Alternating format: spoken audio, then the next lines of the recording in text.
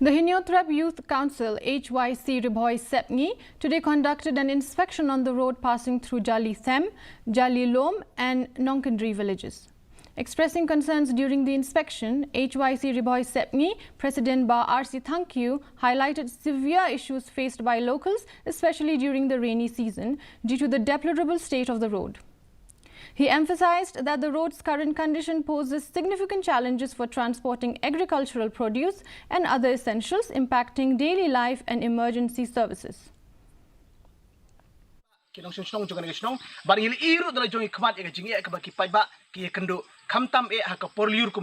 Kimla ban kit iki marep ki mariang juki shakiyo ki hat ban di ya ki marep ki juki kapan long ro iki bakin mat ki jingduk ki jingduk namar blai ba usurok de budlum jong kayo ka kot barang juku porong soban ong ba ki bapang ki bastom ban kit na ki snong juki ban ra shaki hospital kimla ban kit namar blai ba ki kali kimla ban poi shaki snong ki thaw juki kadang bu juki ba iki ban ki kreng ka basai ba juku por da ka burom ka long khamtam ye ki long kimi ki ba armet habaki kwa balik khai ki khulung jumki shaki hospital shaki sub center omsong lane CC putarkma kimla banleng kadaw long namar ki kali kimla ban poi ki shnong juki.